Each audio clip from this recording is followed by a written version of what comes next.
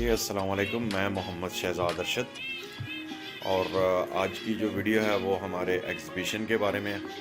जैसा कि आपको मालूम है कि एग्ज़िबिशन पेयर था हमारे पास और कह लें कि उस पेयर को मैंने जो अनफर्टाइल करता था, काफ़ी कंप्लेन थी और एक ट्राई हम कर चुके हैं इसके ऊपर, लेकिन स्टिल वही रिज़ल्ट है इसका।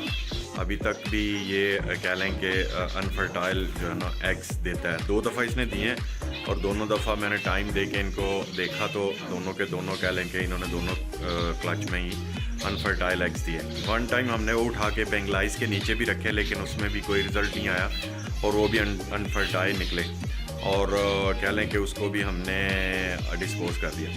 तो अब मैंने क्या किया, इन्हें नॉर्मल जो एक छोटा केस था वहाँ से निकाल कर एक कॉलोनी जो हमने बनाई थी, अगर देखें तो इस कॉलोनी में 2 पोर्शन थे। एक तो मैंने कॉमन ज़ेब्रा का देखे हैं कि वो इधर छोड़े हुए पट्टे, जितने बच्चे निकल रहे थे सब पेयर्स के अंदर से वो मैंने इधर छोड़ दी हैं। अगर देखें तो माशाल्लाह कॉलोनी में रौनकें बहाल हो गई हैं और काफ़ी अच्छे और बड़े बड़े कह लेंगे। इसके अंदर 4 पेयर हैं, 2 पेयर हैं माँ बाप जिनके बच्चे भी अंदर ही हैं।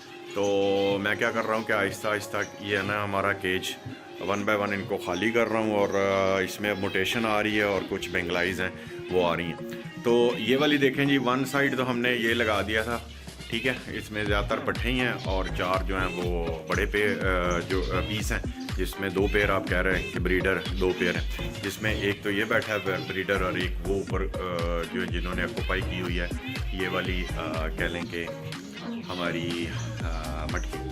तो नेस्टिंग अभी मैंने इनको प्रोवाइड नहीं की, मैंने कहा थोड़े से बच्चे और बड़े हो जाएं। एक ये बच्चों ने बनाया हुआ है नीचे, तो रात को इसके अंदर घुस जाते हैं, फुल नेस्टिंग से भरी हुई है। तो बहरहाल हम दे देंगे और कुछ देर में, क्योंकि कुछ दिनों में, क्योंकि 2 जो है ना वो हमारे इसमें ब्रीडर पेयर्स भी हैं। तो मैं चाहता हूँ कि वो अपनी ब्रीडिंग जारी रखें और ताकि बच्चे जो है ना वो जितने भी निकलें। कॉलोनी में कदरे केज बाय केज में बहुत कम होती है, जिनकी कॉलोनियों में हो रही है ठीक है, लेकिन देखें कि जब भी ये झुंड में रहते हैं, झुंड में रहना ये पसंद करते हैं हमारे जो कह लें कि ज़ेब्रा फिंचेस हैं, लेकिन झुंड में ये एक दूसरे की नेस्टिंग ख़राब भी करते हैं, फाइट भी करते हैं, अंडे भी नीचे फेंकते हैं, अंडे तोड़ते भी हैं। तो इस तरह के जो डैमेजेस हैं, कोलैटरल डैमेजेस, वो जो है ना वो बहुत ज़्यादा होती हैं कॉलोनी में। एनीवे जो हमारी कह लें कि कॉमन ज़ेब्रा है, ब्रीडिंग भी बहुत करती है, 14 डेज़ में हैच करती है, नेक्स्ट 14 डेज़ में बच्चा बाहर आ जाता है नेस्ट से। तो फिर 40 डेज़ के बाद 30 to 40 डेज़ के अंदर अगेन रेडी होती है अगले क्लच के लिए। तो बहरहाल ये तो था मेरा इसके बारे में। और ये साथ वाली जो बची थी, मैंने इसको बनाया था बेसिकली सेपरेट, ये वाली कॉलोनी को, कि यार ये हम लोग मोटेशन के लिए रखेंगे, ताकि इसके अंदर जितनी मोटेशन के बच्चे आएंगे हम उनको लॉन्ग फ्लाइट देंगे और फिर एक छोटी और बना लेंगे जिसके अंदर मेल फीमेल को अलग-अलग रखा जाएगा। तो यह कि 4 महीने तक जो मोटेशन का है उसको हम अलग रखेंगे और उसके बाद प्रिपेयरिंग करेंगे केज बाय केज में। लेकिन हमारा जो फोकस है वो इस पे है। मैं चाह रहा था कि यार ये वाला एग्जीबिशन बड़ा इंग्लिश साइज़ का और इसकी आंखें जो हैं और फीचर जो हैं वो सारे इंग्लिश लाइन के हैं। अगर आप देखें तो किंग साइज़ टाइप है और बड़ा कह लें कि जग्गू किस्म का ये पेयर है। तो इसमें यह है कि मैं चाह रहा था कि इसके अगर बच्चे निकल आते तो मैं मोटेशन में इनका ब्लड शामिल करता, तो यह है कि उससे फ्री होता कि मोटेशन के अंदर भी हमें साइज़ जो है ना वो अच्छा मिलना शुरू हो जाता। तो बहरहाल चलें जी, एक 2 ट्राई और करते हैं इंशाल्लाह। उम्मीद है कि ये वाला पेयर जो है ना वो कहीं ना कहीं तो इसका जो कह लें कि कोई भी डेफिशिएंसी है जो हमें इसको पूरा करना है। तो मैंने अभी तक तो खैर इसके ऊपर सिर्फ एप्पल सीडर विनीगर उसको कोर्स करवा रहा हूँ अभी कुछ दिनों में, और इसमें छोड़े हुए नर को ज़्यादातर 4-5 दिन 3-4 दिन हो गए और फिर हमने फ़ीमेल को मैंने कल शाम को ही छोड़ा।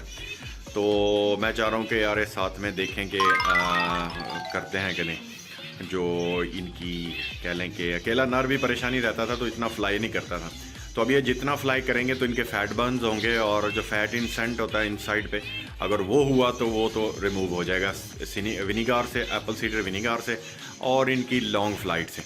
तो बाकी रहा डेफिशिएंसी दूसरी कैल्शियम की। कैल्शियम का कोर्स भी मैंने शुरू सारे परिंदों को किया हुआ है। जैसे हमारा कैल्शियम पी का सिरप है तो 15 तारीख को मैं वो देता हूँ और फिर उसके बाद कह लें कि अब मैंने इनकी जो है ना वो सीड में हमने एवियन का जो कह लें कि हमारा जो कैप्सूल है विटामिन ई वाला, वो भी हमने शामिल करना है। तो जब वो भी शामिल हो जाएगा तो फिर जो और कोई डेफिशिएंसी होगी तो वो भी ख़त्म हो जाएगी। मैं विटामिन डी का भी देना चाह रहा हूँ, क्योंकि सर्दियों में ज़्यादातर मैं तरपाल उठाता नहीं हूँ यहाँ से, तो जब उठाता सूरज निकले तो तभी मैं उठाता हूँ ताकि धूप अंदर तक आ सके। तो आज भी माशाल्लाह अच्छी धूप है, अगर देखें तो बाहर का जो है वो मंज़र आपको दिखा देता हूँ। ये मैंने तरपाल ऊपर देखें कि आधी आधी उठाई हुई है, कुछ धूप आ रही है अंदर पिंजरों में। तो ये वाला सीन है जी इस पेड़ के बारे में। तो दुआ करें, अल्लाह करे इंशाल्लाह ये फर्टाइल एग देना शुरू हो जाए, क्योंकि एक दफ़ा जब अनफर्टिलिटी किसी पेड़ में आ जाती है तो फिर उसको निकालने के लिए बड़े कष्ट करने पड़ते हैं। और ये पेड़ मुझे बहुत ही पसंद है साइज़ की वजह से, क्योंकि आउटस्टैंडिंग साइज़ है और अभी तक इस साइज़ का जो है ना मैंने कम ही दोस्तों के पास देखा है। तो आप देखें, अगर लंबाई लेंथ फ़ीमेल की मेल की सिंपल फ़ॉन की फ़ीमेल है, नॉर्मल भी नहीं है, फ़ॉन कलर है, और नॉर्मल कह लें कि एनजी का हमारा जो है वो मेल है। तो ये वाली चीज़ें हैं इसके अंदर जनाब, इस पेड़ के अंदर। तो दुआ करें, और अगर कुछ दोस्तों के पास कुछ सजेशंस हैं तो वो मैं उन्हें लाजमी कहूँगा वो मुझे कमेंट्स कर दें, ताकि हम लोग यार मैं उन पे भी थोड़ा सा उनको भी कंसिडरेशन में ले लूँ, और ताकि हम इस पेड़ की जो है ना फर्टिलिटी वापस ला सकें। तो इससे पहले कि मैं वीडियो को ख़त्म करूं, मेरी सब दोस्तों से गुजारिश है कि यार अगर आप मेरे चैनल पर नए हैं तो काइंडली सब्सक्राइब करना मत भूलिएगा, और घंटी का जो आइकन है उस पर लाजमी क्लिक कर दें, ऑल पे रखें, ताकि आपको आने वाली जो अच्छी अच्छी वीडियोस हैं और फिंचेस के बारे में जो कह लें कि इंफॉर्मेशन है वो मिल सके, तो और मेरी भी इसमें लर्निंग हो सके। तो चलें जी, दुआओं में याद रखिएगा, अपना ख्याल रखें, अल्लाह हाफिज़।